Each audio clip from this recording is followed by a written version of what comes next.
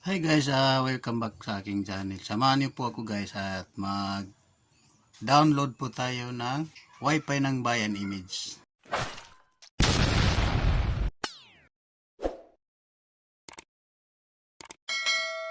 So ipapakita ko po guys kung para po doon sa mga nagsisimula pa, nag-search paano nila ma-download yung Wi-Fi ng Bayan.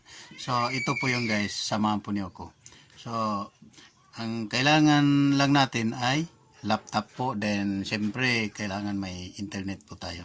So ito po guys, ang unang-una natin gawin, open lang po tayo ng ating browser, itong Google. So ayan, so type natin dito guys ang WB Piso Soap. Ayan po siya. .com.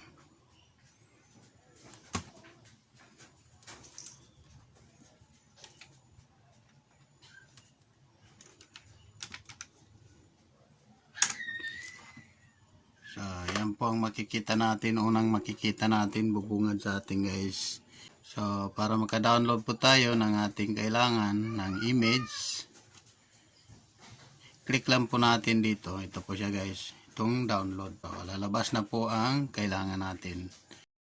Ang dalawang bold na ito ang magiging guide natin kung anong image ang ating kailangan i-download.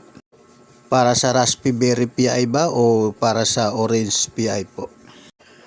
Kasi po, kapag itong na-download natin para sa Raspberry, tapos dito natin magagamit sa Orange Pi, ay hindi po sila compatible guys. Ang mangyayari, hindi po gagana. So, kailangan kung orange po ang bold nyo, dito po kayo sa orange. Ito po. Ito siya. So, kung kailangan natin ng bilan, meron po siyang image na naka-bilan na. Di na po natin siya kailangan i-configure pagkatapos natin i-plus doon sa ating window, sa ating SD card. Kasi naka-set up na po ito siya para bilan. So, dito tayo mag-download guys. Dito tayo guys. So, orange yan. Click lang natin dito. So, yun na po siya guys. Makikita natin dito sa left side na bumaba na yung download. Nagsisimula na yung download. Papakita natin. O, yan po siya guys. Kapag makita niyo na yan guys, ito siya. Ito dito sa gilid. Yan. Pabayaan nyo na siya. Hintayin nyo lang na matapos yan siya. Ito. So, hintayin natin yan guys.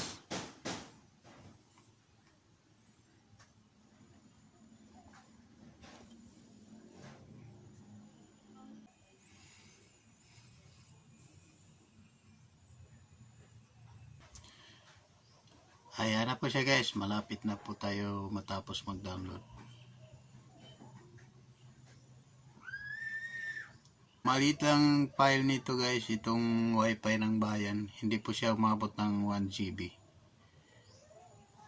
Nasa 898 MB.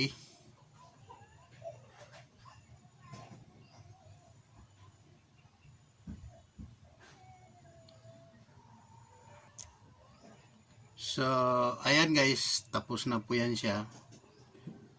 Ito siya, tapos na po ito.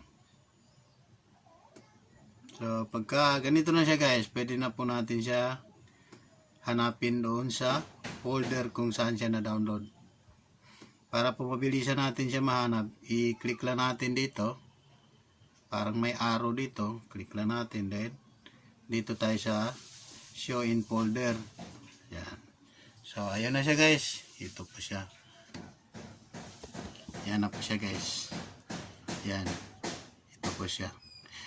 Pagkatapos, pagka-download guys, ito po ang itsura niya. Naka-RAR po siya. Naka-RAR. So, kailangan natin ito siya para po i-reflash natin siya doon sa SD card natin, kailangan po yan siya i-extract. Then ay yung computer o laptop, kailangan yun maka-install ng WinRAR. Ito po siya para magamit niyo po dito sa pag-extract ng file na naka-RAR.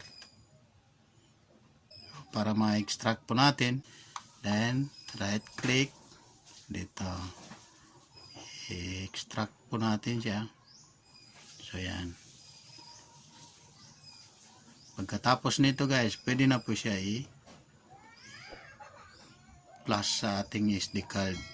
So ayun guys, tapos na po siya, yun na po siya oh. So ayun, tingnan natin ang laman ng folder. Yan po laman niya guys. So pwede na yan siya i-flash sa ating SD card. So guys, maraming salamat sa pagsuporta sa aking channel.